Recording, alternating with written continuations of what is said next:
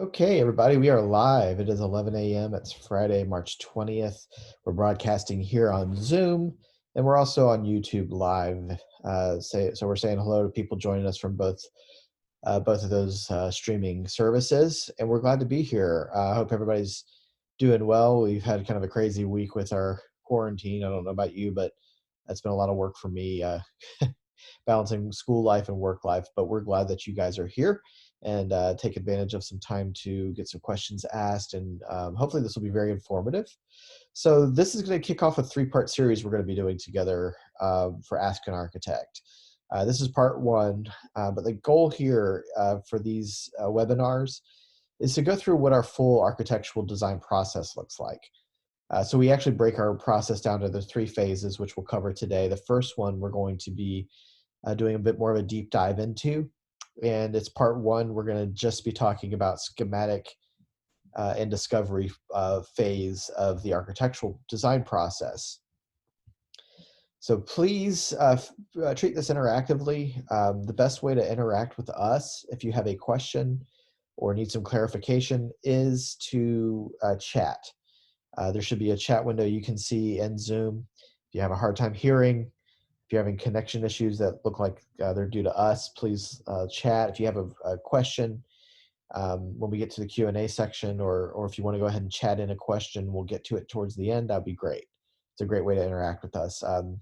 Unfortunately, we can't unmute everybody and have a whole lot of voices coming in because it gets a little confusing, but please use the chat window. So again, my name is Jack Baldwin. I'm going to introduce myself and our other guy, James, joining us. James, say hello.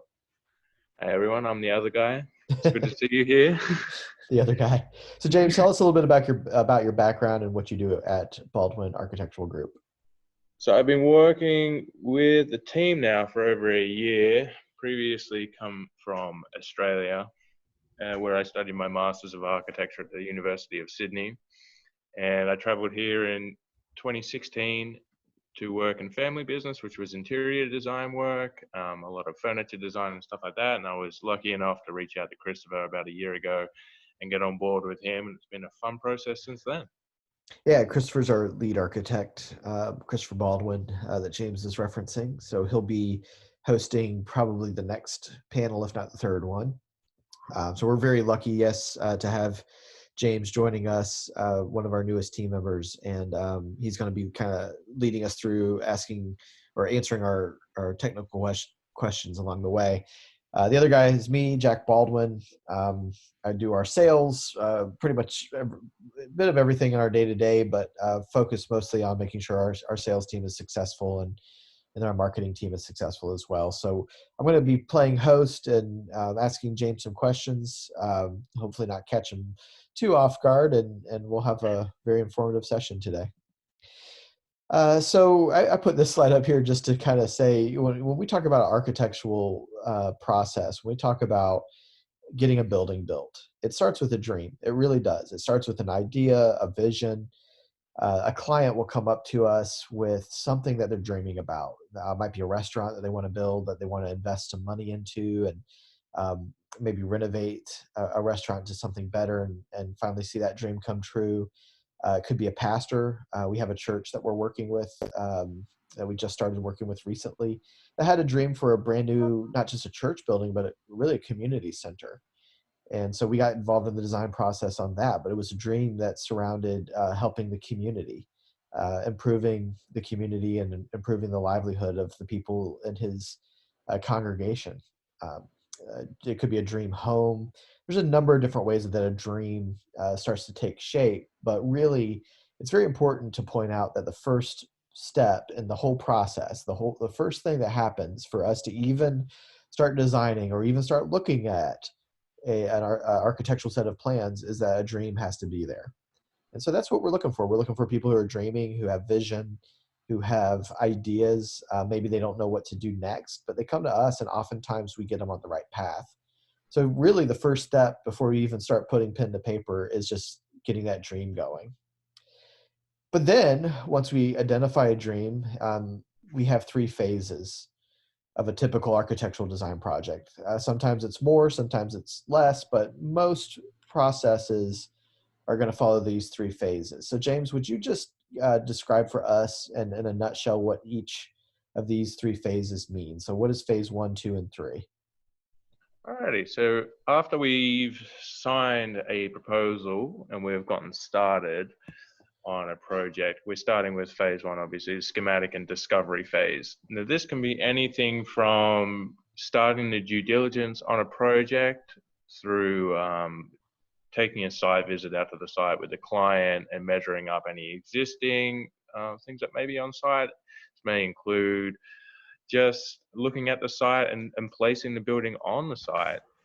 So it's everything to do with the existing elements, and then we look at, all right, so what do we want to design from there? What this is the schematic sort of look at it. What are the basic sort of outlines of the building, and how is it going to fit onto the site? And during this process, part of the due diligence may be going to the city or the county and talking to them and just seeing what's possible in their mind and make sure that we're not going to run into any large obstacles in the way. Once we get those sort of schematic and conceptual ideas done, we move on to phase two, which is the development of those plans. And from here, we typically throw in three different design options here that we work closely with the client on. And this is to really work through the design, the floor plans, the elevations, the sections, any 3Ds, perspectives that we have of the building. And we may begin at this phase to bring in different contractors, different engineers that may be required as part of this project.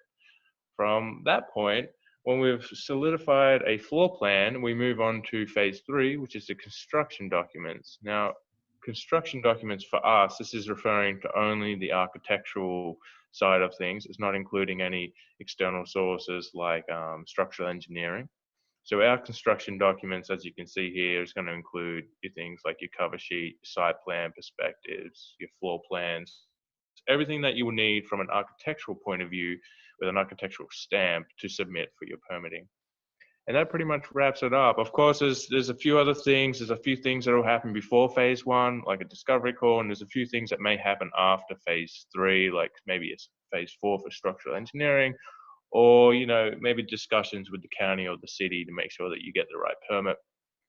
All of that will be included on a job by job basis. Yeah. And so this is a good bird's eye view for everybody to see when we talk about an architectural design project, that more often than not, we're going to follow this plan. Like James said, there could be a little bit after, there could be some third-party engagements and some engineering, but as far as an architect is concerned, this is what you're going to want to see happen, these three phases. And as we finish this series out, we'll go through phase two next week, and phase three the week after. But today we'll dive a little bit deeper just into this first phase on schematic and discovery. So one of the first questions that comes up a lot, why do we even need a phased approach? Why do we break it up into these three phases? So James, just kind of, philosophically, as an architectural company, what's the benefit for us when we engage to take this approach, and really for the client? We believe it's mutually beneficial. So tell us a little bit about that. So, I mean, there's multiple ways to look at this. From just a logistical sort of standpoint, it's a good way to break up a project so you have deadlines that you can hit with certain tasks. There's you can separate out the money that goes into a project, making it easier for the client.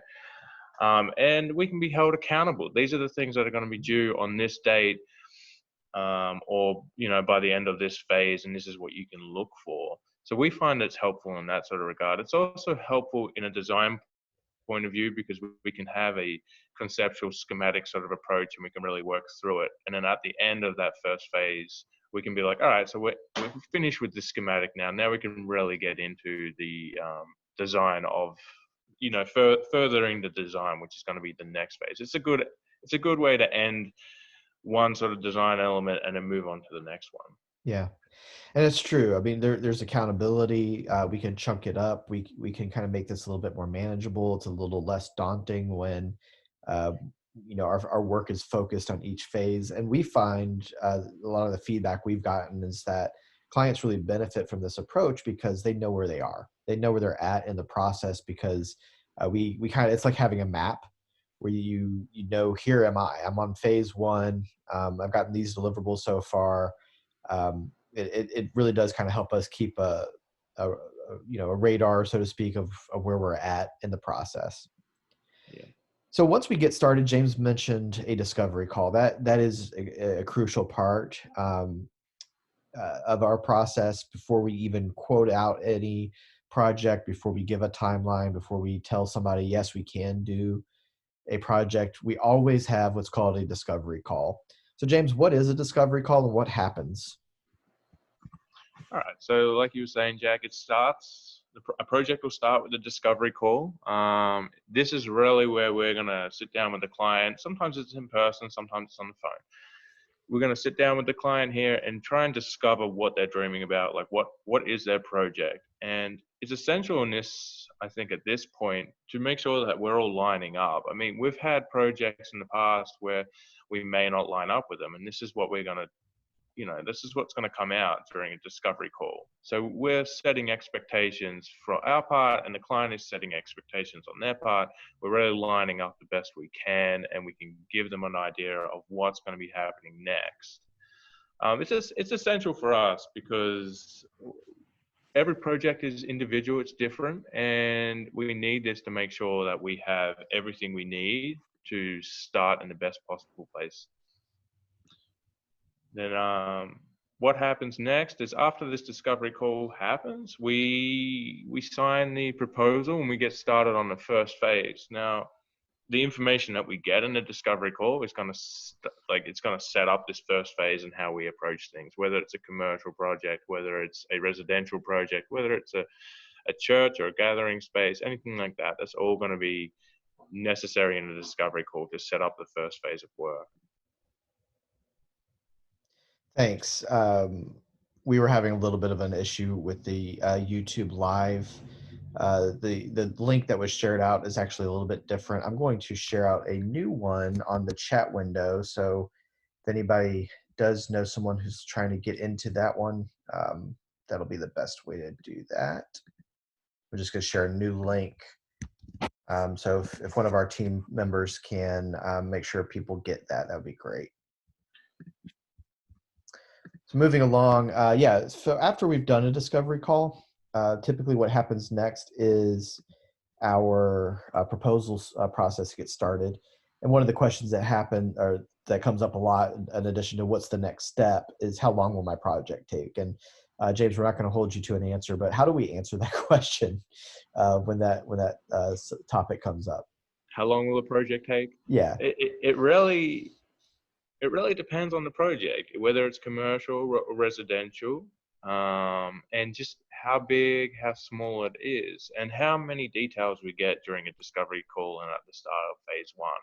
We have some clients who come with a full set of plans that they're happy to give us, and we can work off that. That can often reduce the time in phase one because we have something to work on. If we're waiting for a survey or something like that, some clients require a survey, some people don't, all of that. So these are the variables that may delay the process. People don't understand what they don't know until they know it. So, yeah, all of that's part of it and can extend the timeline for sure. Yeah, and the reason we put that question in there is it is one of the number one questions that comes up all the time. How long will this take? There's not a set in stone answer to that question, but because like James is saying, every project is different. But that's really the reason why we do the discovery call, is so that we can start giving you some deadlines. That actually gives us enough information to get a target date and to communicate some estimates. We don't just leave it there. As we go on, we'll kind of talk a little bit more about timelines, but we did want to address that because it is something that comes up a lot. How long is this process going to take?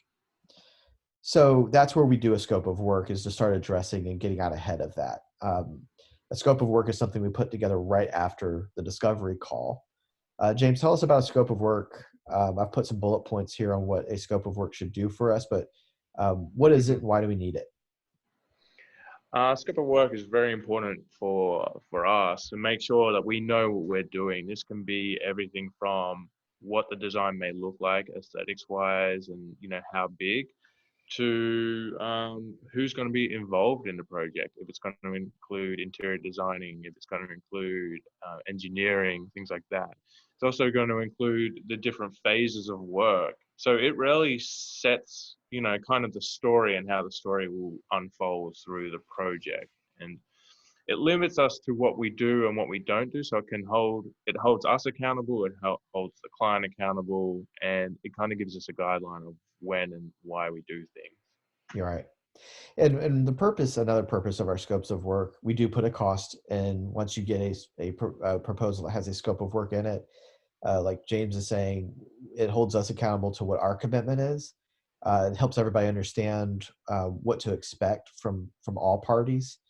Um, and it does help us get deadlines. It helps us establish those deadlines so that we can start working off of a, um, excuse me, my screen's stopped sharing. There we go. It helps us work off of a deadline so we can establish, is this phase going to be 2 to 4 weeks? Is this phase going to be 4 to 6 weeks? That's what the scope of work will give us. If we do identify additional work or something that goes outside of the initial cost, we always communicate that upfront to the client. But we want to have what we call a predictable cost, meaning we don't want there to be surprises. That's a big part of why the scope of work is so important, that people do not feel that they are getting nickel and dimed, that when they take on a project with us, they know up front from the beginning how much that project is going to cost them. um, that's how we operate. We don't vary or go outside of that scope of work without very clear communication. So it does give us a huge amount of context for the clients and for our interaction as far as what to expect. It's that roadmap again. So the expectations, the communication that happens, and then keeping those deadlines is all very important. Is there anything to add to that, James, on the scope of work? No, I think that sums it up. There's just a lot to it, and we Yeah, try there and we is. try and keep it as simple as possible. But this life is life, and things come up, so we do our best there. Yeah. Well, it's important to point out that every scope is different and every scope comes Yeah. from a discovery call. So when you hear anybody say, "Hey, I've got a project I'd really like to talk to you guys about," and we say, "Yes, we'd love to talk to you about it," we're going to sit down and take our time to really understand the project so that the scope of work is as accurate as possible. So now we want to talk about the deliverables that actually go into phase one, which is the schematic and design. I've listed them out here. Hmm. Briefly tell us what these are, and how they serve, what purpose they serve in the first phase. Okay. So a site visit is important for us to get on site to see really what we're dealing with, what's on site already. So this will be when we're looking at the existing, we'll be able to visualize where the project is going to go on the site. Everything to do with the topography, to the trees, to how the setback lines may work, and this will play into the site plan as well. Something that we normally require on most projects is a survey, which will work hand in hand with our site plan. And we can often take this out. We like to get ahead of it and take this out to the site visit so we can really visualize what we're trying to do. And if we move down to the existing, that's just what's already existing on site. Sometimes people are modifying what they have. Some people are demolishing what they have and starting afresh. So different approaches there, but it's important for us to be able to see what's on site, draw it up accurately. So this is when we'll measure out all of those sort of details. And then the schematic floor plan and the schematic elevations, this will be the next part after we measure out the existing and have visited the site. This will be modifying the floor plan, modifying those elevations, or drawing up a new floor plan and new elevations based on our site visit and the site plan. Yeah, and so this is what we anticipate. Well, this is what every client of ours gets when they start a project with us. So this first phase, these are actual deliverables that are performed by our company, and they're very crucial to the process. So getting on site and understanding what we're looking at, what's there, what exists already, Yeah. if anything does exist already, and then starting to design that. So James, tell us a little bit about what the word schematic means. So what's the key takeaway from us using that phrase schematic? Schematic is it's kind of like your broad strokes. It's gonna lay out a simple design of what you're trying to achieve. The design itself will be worked through in the next phase of work, but this will kind of give you the shape or the massing on the side, if you will, like how big is it, what are the sizes you're looking at. It's not going to be looking at the construction details at this point, but it really will just give you an overview of what you're trying to achieve, and it's a quick process to make sure that we're on the same page with the client. Right. So on the left here on this screen is a floor plan. Tell us about what's the difference between a floor plan, an elevation, and a roof plan. This may be kind of elementary, but just so we know, everybody listening is very clear on what those three different things are. How would you describe a floor plan, elevation, and a roof plan? So you can see here, this is kind of a combination of a few things because it's the second floor. It looks like, or at least you can see the roof outline on this as well. But a floor plan is basically going to have the layout of every element that's going to be inside of the house. So you can see on this one, you can see the bedroom here, you can see a staircase, you can see a bathroom, and you can see, it looks to me that you can see some measurements in there, but you can definitely see the bathtub, the toilet, and the vanity there. So the floor plan is going to list all those sort of things. It's going to show your wall placement, your doors, your windows, the thickness of your walls, everything to do with that. Your roof plan, which you can kind of see here, is just going to be showing the roof that goes over the top, and it's going to be showing the different pitches. It may show the materials. It's going to show you which way the water is going to be running. Things like that, quite simple. Your elevations, they're going to be showing on a floor plan. You're going to see little markers pointing to each of the walls from the outside. These are your external elevations. So these are going to show you just the projection of the building from that side. Right. You're going to have your internal elevations, which is typically done in the kitchen or in the bathroom, and you're going to see the elements that make up those different rooms. Yeah. So as you can see from this phase, we're really getting to know the layout. We're documenting, we're creating existing floor plans, elevations, and roof plans, so we have something to work with. Would that be fair to say? Yeah, exactly. Okay. I think that's my last slide. Okay. So it would be great. This is a great time for us to do some Q&A. I'm going to just address the elephant in the room. We did have a little bit of a issue with YouTube. The link that got sent out was not the same one that actually got broadcasted. We are still new to this, so thank you for bearing with us, people. But we'll make sure that the URLs on YouTube links in the next couple of series that we're doing are correct. So thank you for your understanding on that. But it is broadcasting on YouTube Live. It's a different URL for some reason. I will put it here one more time just in case that helps anybody. But this would be a great chance. I do have some questions that we were able to field in advance of the webinar. But if you have a question, please type it in the chat window. We'll give everybody a minute or two to come up with a good question and type it in that chat window, and we'll have one of our professional designers, James, answer it for you. So go ahead and chat away.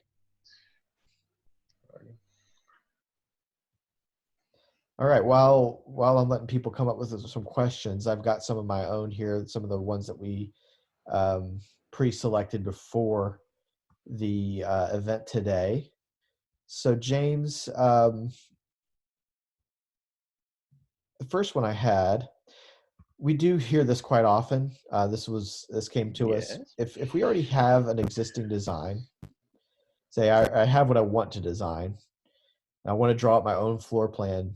So we've got somebody coming to us saying, I've got everything here. I've drawn it up myself, or maybe I found some design. Why do I still need to go through a discovery call or a schematic phase?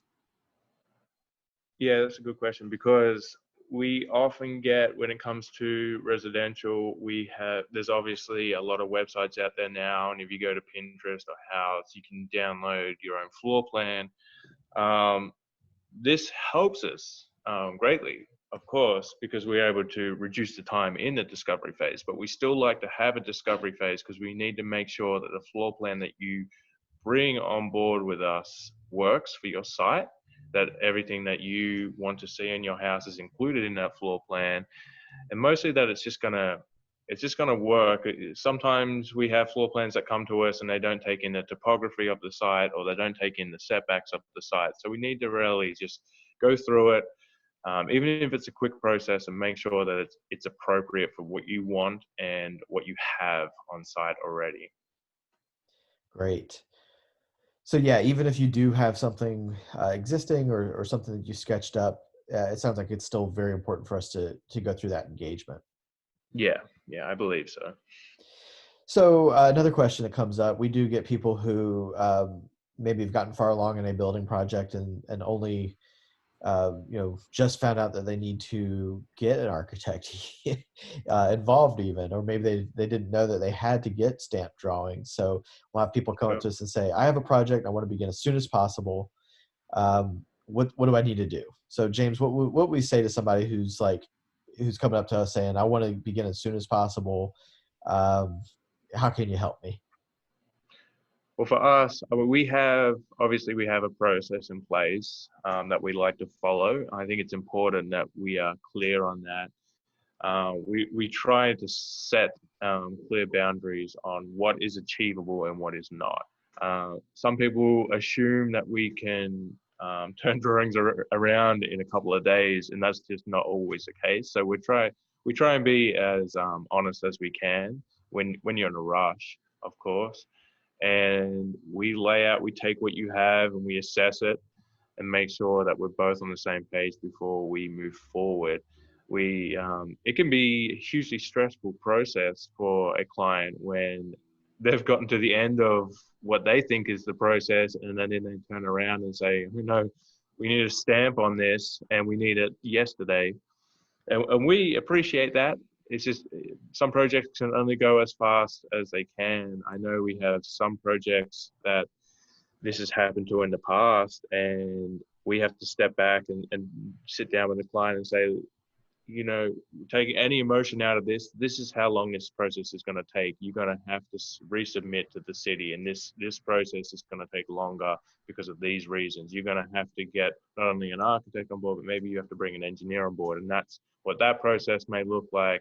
So I think what's important at that point in time is being as honest, even if you don't want to hear that information, being as honest so you can have a realistic timeline. And this is going to be based on project, at the time. It's very hard to get out ahead and tell you that we can turn this around in a week when we don't know the details yet. So Right. yeah, the discovery call in the first phase on most projects is very important. Right. Um, yeah, I haven't seen any questions come in on the chat window. If you'd like to raise your hand and ask it, I can unmute you. Or if you'd like to just chat to me that you would like to ask a question out loud, I can unmute you. I just want to give everybody an opportunity to ask any questions or make any comments even that they might have. Okay. Well, we did have a good turnout today, so I'm really very excited to see so many people show up on a Friday. I hope you guys will join us again next week and the following week. So obviously, this coming week from today. Oh, I'm sorry, we just got a question come in. This one is from Matic. Okay. When approaching a project, are we ever in a situation where architects are asked opinions on the site? So I guess what I'm hearing there, Matic, is are architects asked for their opinion on maybe you mean like the condition of the site or if it's a feasible site? For example, do your clients ever ask for input on which location would work best for a project? Yeah, that's a good question. James, what do you think? Yeah, of course. The answer is yes. There's several ways we can look up the city ordinances to make sure that the site, what type of site it is. It'll come up if it's a residential project that you're looking at.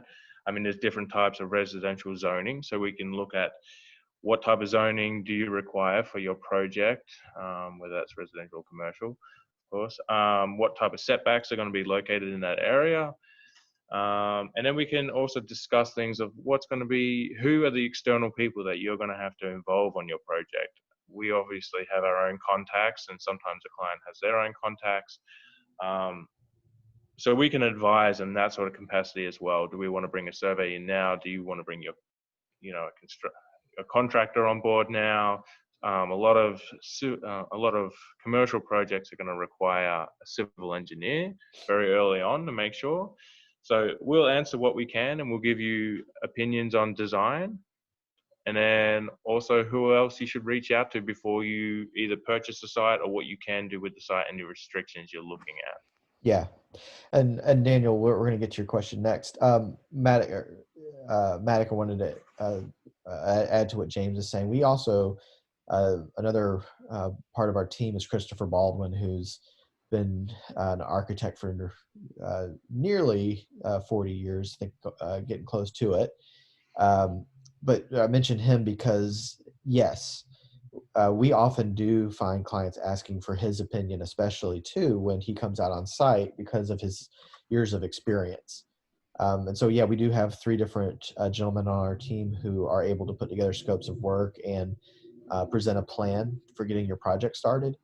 But yeah, we do find ourselves giving some opinion, some input, some advice, some feedback on which site might be more feasible than others. And I'm sure Christopher has lots of good stories over some of the sites he's seen over the years. But with that kind of an eye and with that kind of experience, we're able to see those red flags very quickly. So yes, we are often in that type of situation where we can help give some input on the site. That's a great question, Matic. Thank you for asking. Daniel, I'm going to start to answer this question too, but I'd love for James to answer as well. The question was, how do you choose which projects to take on?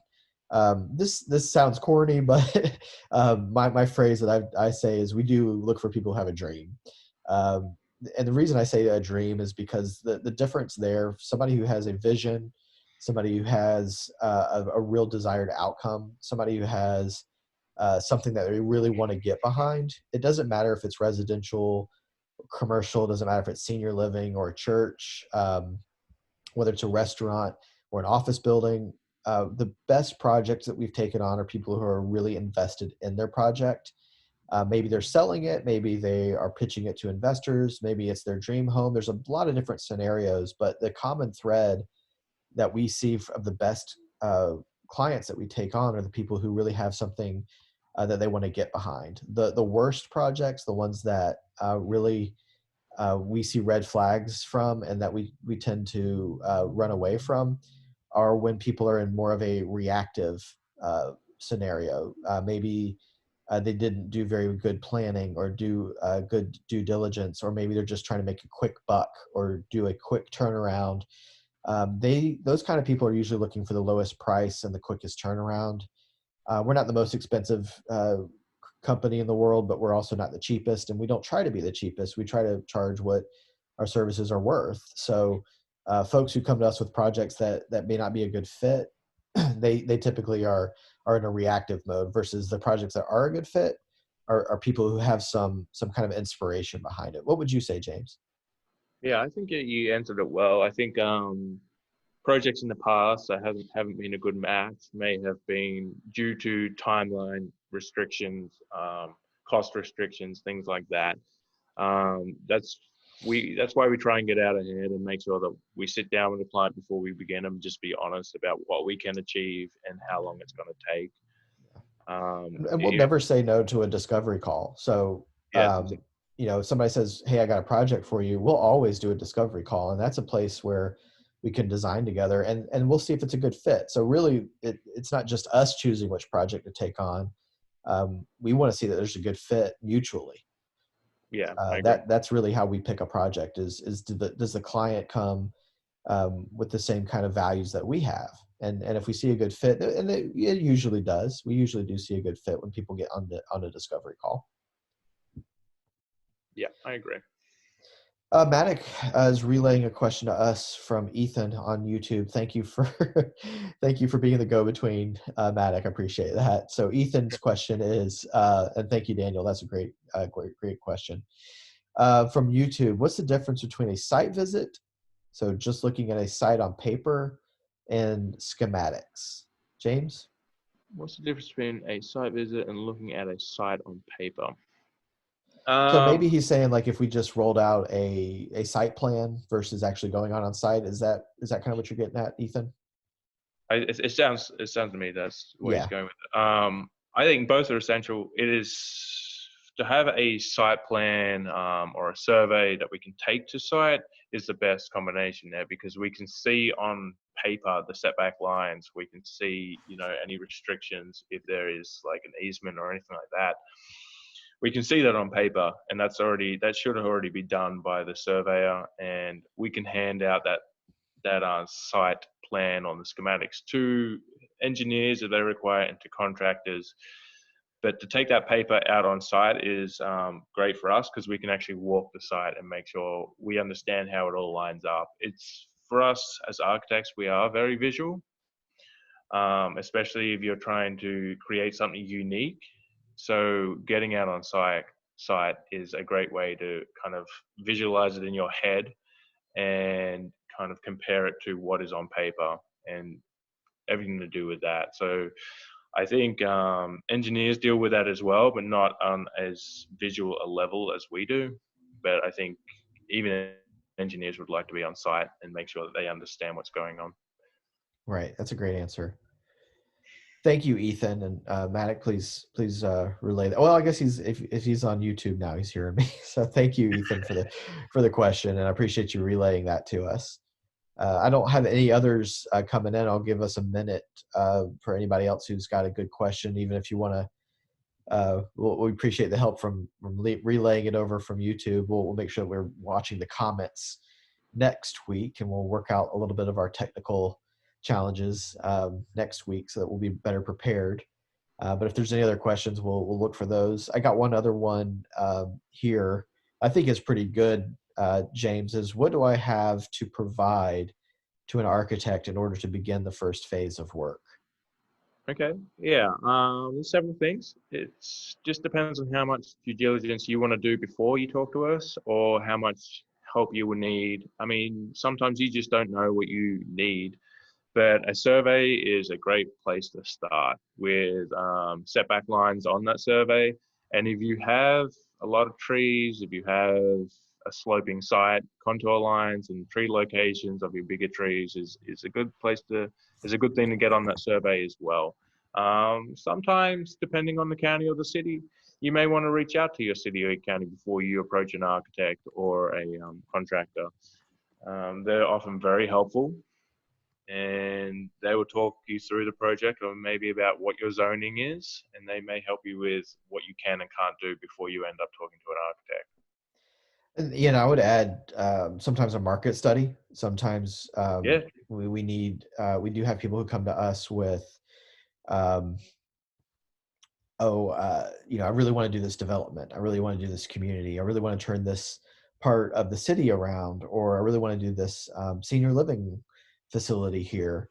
Um, we do, and we've started asking more often for those types of people to come to us with some kind of a market plan, some kind of a market review, some kind of at least a study or some research that they have done to see if it's not just feasible to build a building on this piece of property, but will they be able to sell it? Will they be able to keep it, full if it's a senior living or apartment community, for example?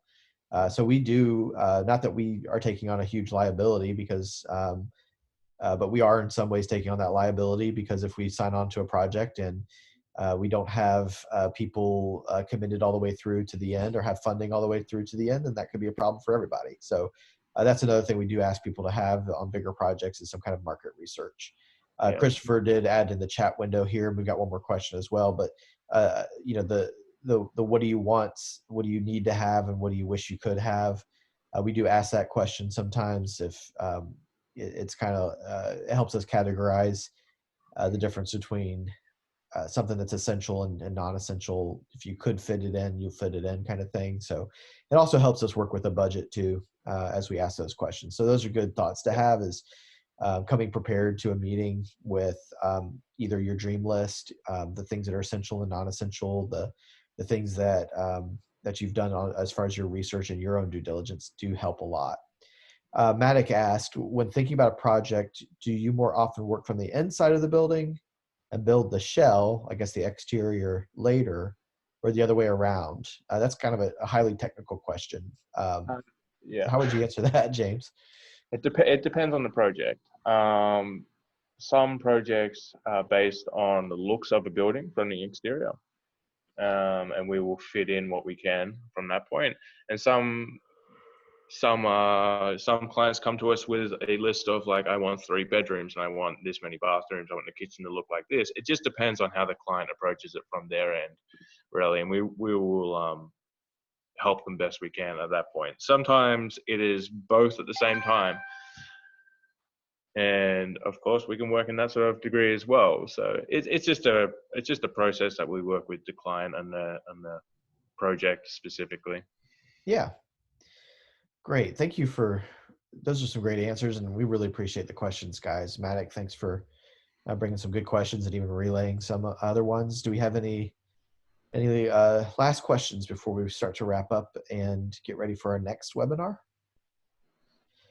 I'll keep an eye on it as we finish, but what I want to encourage you guys to do is please tell everybody else you know about our webinars. We will be doing them, especially with the quarantine going on, people sitting indoors. We want this to be a fun thing. And speaking of fun, since Matic was the first one to ask a question and ask so many, oh, we got a question. Where are we from? We are from Atlanta. We're based in the Atlanta area. We can work in other states. But yeah, James is obviously not from Atlanta originally. I don't know if you can tell from the accent, but he's from Australia. But yeah, we got Rich, Katie, Taylor, myself, and Kaylin, and we're all local here in the Atlanta area. But yeah, we would love to get other folks involved. Oh, Matic, we've got a gift card for you. If you will email me, I'm going to type in my email address here. And if you'll email me your contact information, I'll make sure you get a gift card for asking the very first question of the day, and also the most questions for the day. So keep that in mind if you guys tune in next week. First person, it may not be the first one, but we'll have a little contest for questions, and make sure you guys get some fun little prize for participating. So with that said, we would encourage you to schedule a discovery call. If you have questions on how to schedule a discovery call, use that email address I just sent out. Also on our website, on our homepage, there is a link right there where you can go ahead and book a consultation or a design session. It's basically our discovery call that we talked about today. So anybody who would like to book some time, it's a free up to an hour that we offer to you guys.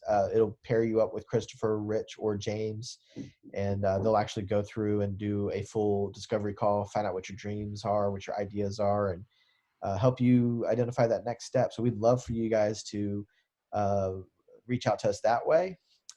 Otherwise, we will see you next week, where we will be covering phase 2, which is that design phase, and continuing to get the design started.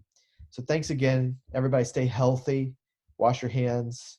We'll see you on Friday, a week from today, on the 27th. Thank you, everyone.